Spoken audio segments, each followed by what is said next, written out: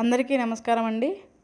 ఈరోజు ఈ వీడియో ద్వారా మనము గ్రామ సచివాలయానికి సంబంధించి సిటిజన్ లాగిన్ అనేది ఏ విధంగా క్రియేట్ చేయాలి, మరియు క్రియేట్ చేసిన తర్వాత దాంట్లోకి ఏ విధంగా మనం లాగిన్ అవ్వాలి, లాగిన్ అయిన తర్వాత అక్కడ సర్వీసెస్ ఏముంటాయి, ఏ విధంగా అప్లై చేయాలి అనే విషయాన్ని మనం ఈ వీడియో ద్వారా తెలుసుకుందాము.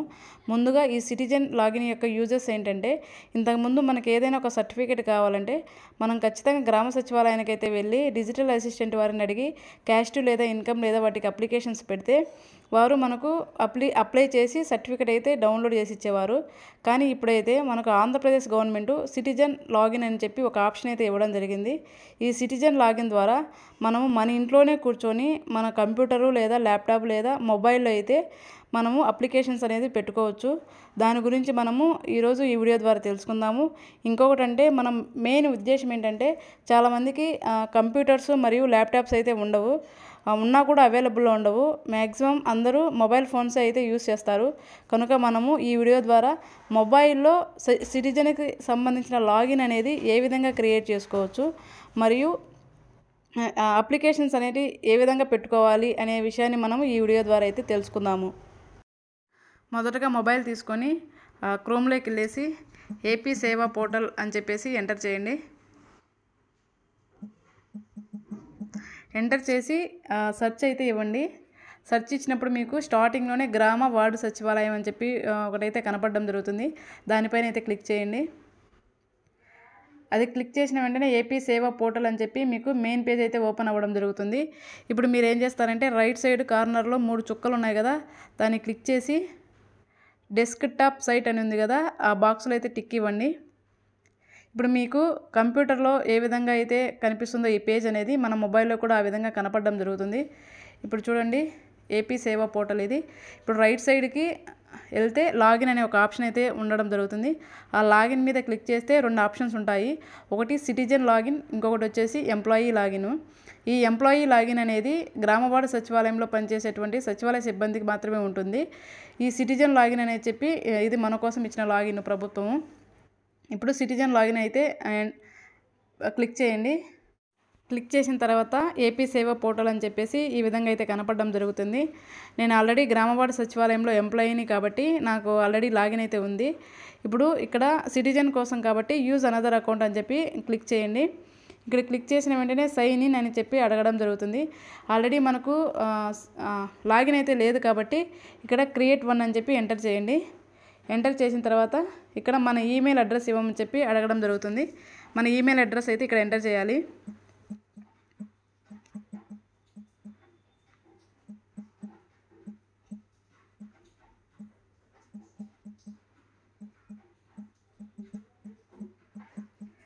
ఇలా ఇచ్చిన తర్వాత మన ఈమెయిల్ అడ్రస్కి అయితే ఒక ఓటీపీ అయితే వెళ్ళడం జరుగుతుంది. We just send A code to అని చెప్పి మన ఈమెయిల్ ఐడి వస్తుంది. ఇప్పుడు మన ఈమెయిల్ ఐడికి వచ్చినటువంటి కోడ్ అనేది ఇక్కడ ఎంటర్ చేయవలసి ఉంటుంది. దానికోసం మనమైతే మన ఈమెయిల్ ఐడిలోకి వెళ్ళాలి. ఇక్కడ చూడండి, ఏపీజీఎస్డబ్ల్యూఎస్ ప్రాజెక్ట్ అని చెప్పేసి రావడం జరిగింది. ఈ నెంబర్ అయితే మనం రాసుకొని ఎంటర్ చేయాలి, కాపీ అయితే చేయకూడదు.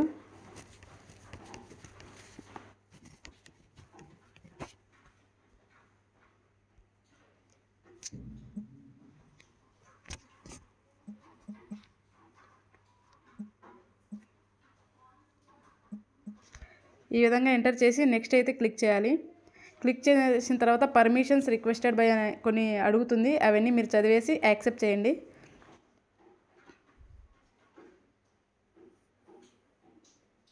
యాక్సెప్ట్ చేసిన తర్వాత కొన్ని డీటెయిల్స్ అయితే ఇక్కడ ఇవ్వవలసి ఉంటుంది. డిస్ప్లే నేమ్ అడుగుతుంది.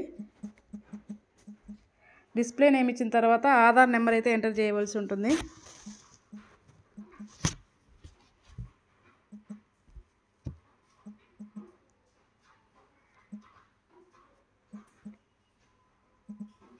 ఆధార్ నెంబర్ ఎంటర్ చేసిన తర్వాత యూజర్ దగ్గర సిటిజన్ అని చెప్పి క్లిక్ చేయండి. ఇప్పుడు మొబైల్ నెంబర్ అయితే ఇవ్వాలి.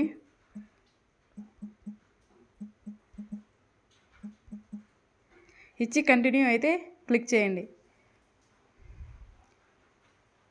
ఇలా క్లిక్ చేసిన తర్వాత మీకు sorry but we're having trouble signing in you అని అయితే రావడం జరుగుతుంది. కానీ ఏం ప్రాబ్లం లేదు.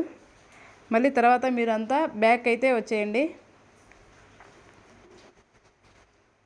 బ్యాక్ వచ్చేసి మళ్ళీ తర్వాత లాగిన్ అయితే చేయండి.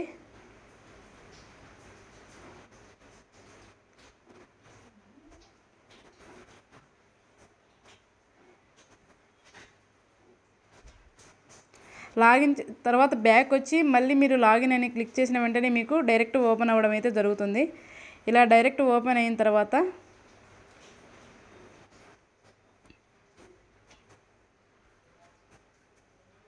ఇక్కడ చూడండి, నా పేరుతో సహా వచ్చింది. ఇక్కడ హలో అని చెప్పి నా నేమ్ అయితే రావడం జరుగుతుంది. ఇక్కడ left side dash board view transaction అయితే ఉంది. ఈ ట్రాన్సాక్షన్ అంటే మనం ఏదైనా ఒక అప్లికేషన్కి అప్లై చేసిన తర్వాత అమౌంట్ అయితే పే చేస్తాం కదా. పే చేసిన తర్వాత మీరు ఈ ట్రాన్సాక్షన్ చేశారు, పలానా ఇన్కమ్ అయితే అప్లై చేశారు అని చెప్పి ఇక్కడ చూపించడం జరుగుతుంది. ఇక్కడ మనకు ఓన్లీ 3 సర్వీసెస్ మాత్రమే ఇవ్వడం జరిగింది. ఒకటి health and family welfare department, ఇంకొకటి వచ్చేసి పంచాయతీరాజ్ డిపార్ట్మెంట్కి సంబంధించి, ఇంకొకటి వచ్చి రెవెన్యూకి ఇచ్చారు. రెవెన్యూలో వచ్చేసి 4 మాత్రమే ఇచ్చారు. ఒకటి అడంగలు, ఇన్కమ్ సర్టిఫికెటు, క్యాస్ట్ సర్టిఫికెటు 1Bకి, ఇంకో వచ్చేసి పంచాయతీరాజ్ డిపార్ట్మెంట్లో వచ్చేసి మ్యారేజ్ సర్టిఫికేట్. ఇదైతే గుడ్ న్యూస్ అనే చెప్పుకోవాలి. ఈ మ్యారేజ్ సర్టిఫికేట్ మనం ఇంట్లోనే కూర్చొని అయితే అప్లై చేసుకోవచ్చు. హెల్త్ అండ్ ఫ్యామిలీ వెల్ఫేర్ డిపార్ట్మెంట్కి సంబంధించి కూడా 3 ఆప్షన్లు అయితే ఇవ్వడం జరిగింది. ఒకటి generate Aarogyasri card, new YSR Aarogyasri card, update YSR Aarogyasri card. ఈ 3 అనేటివి ప్రజలకు ఎంతో అవసరమైనవి. Thank you. ఇప్పుడు రెవెన్యూకి సంబంధించి ఇన్కమ్ సర్టిఫికేట్ అనేది ఏ విధంగా చేయాలి అనేది మనం ఇప్పుడు చూద్దాము. చూడండి, ఇప్పుడు రెవెన్యూలో యారో మార్క్ ఉంది కదా, దీన్ని అయితే క్లిక్ చేయండి. ఇక్కడ 4 ఆప్షన్స్ ఉన్నాయి. మొదటి computerised Adangal, 2 income certificate, 3 integrated certificate, 4 RR1B. మనం ఇప్పుడు ఇన్కమ్ సర్టిఫికేటు ఎలా అప్లై చేయాలని చూద్దాము. ఇన్కమ్ సర్టిఫికేట్ అయితే క్లిక్ చేయండి. ఇక్కడ చూడండి, ఈ విధంగా అయితే కనపడడం జరుగుతుంది. ఇన్కమ్ సర్టిఫికేట్ అప్లికేషన్ ఫామ్లో మెయిన్గా 2 ఆప్షన్స్ అయితే ఉంటాయి. ఒకటి బేసిక్ డీటెయిల్స్, ఇంకొకటి అప్లికేషన్ ఫామ్. ఫస్ట్ మనం బేసిక్ డీటెయిల్స్ అనేటివి ఎంటర్ చేసిన తర్వాత మాత్రమే అప్లికేషన్ ఫామ్ అనేది ఓపెన్ అవ్వడం జరుగుతుంది. ఇప్పుడు బేసిక్ డీటెయిల్స్ దగ్గర ఆధార్ నెంబర్ అయితే ఎంటర్ చేయండి.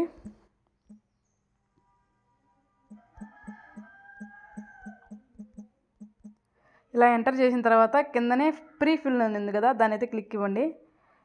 ప్రీఫిల్ ఇచ్చిన తర్వాత ఇక్కడ వాలంటీర్ మొబైల్లో వాళ్ళు హౌస్ హోల్డ్ మ్యాపింగ్ చేసుకునేటువంటి డేటా అనేది ఇక్కడికి రీడైరెక్ట్ అయ్యి రావడం జరుగుతుంది. ఇక్కడ ఒకవేళ ఏమైనా ఖాళీగా ఉంటే వాటిని అయితే మనము ఇక్కడ ఎంటర్ చేద్దాము. ఒకవేళ వాళ్ళు ఏమైనా మిస్టేక్గా కూడా పెట్టుకొని ఉంటే మనం ఇక్కడ కరెక్ట్ చేసుకుందాము. ఇక్కడ నేమ్ అనేది కరెక్ట్గా ఉంది. ఫాదర్ ఆర్ హస్బెండ్ నేమ్ అనేది లేదు కాబట్టి ఇక్కడ ఇవ్వడం జరుగుతుంది.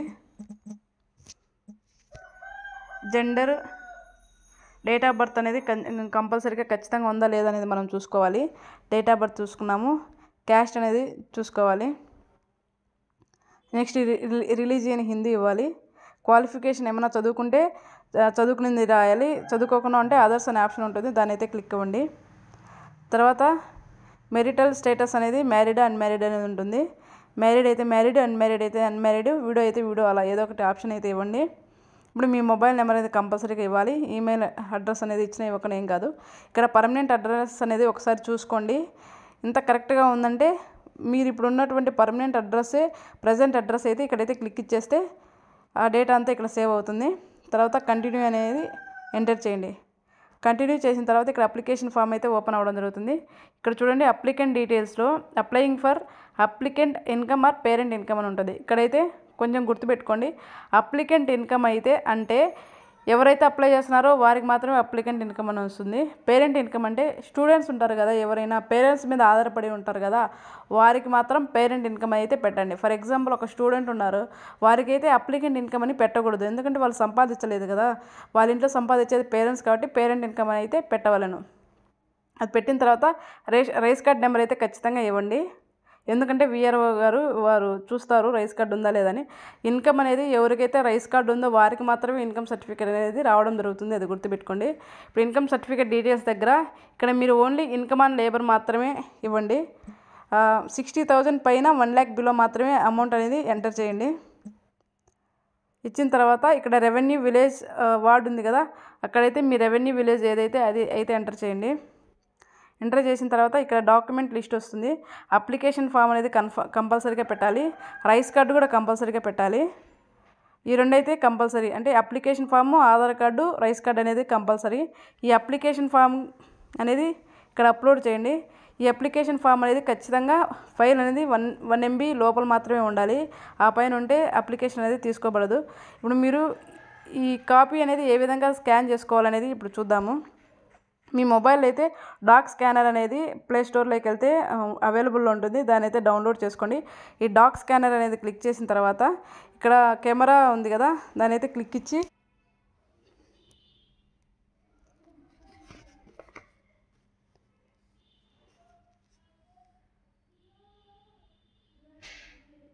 ఈ విధంగా ఫోటో తీసుకున్న టిక్ ఇచ్చేసి దాన్ని ఈ విధంగా సేవ్ చేసి పెట్టుకొని ఇలా దీంట్లో అయితే స్టోర్ చేసి పెట్టుకోండి.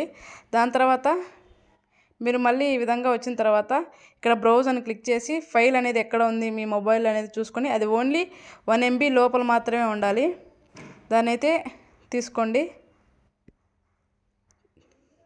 ఆ విధంగా బ్రౌజ్ చేసిన తర్వాత రైస్ కార్డు కూడా తీసుకొని ఈ విధంగా క్లిక్ ఇచ్చేసి ఇక్కడ ఏముంది, I agree that the information or documents submitted is with my consent and can be verified.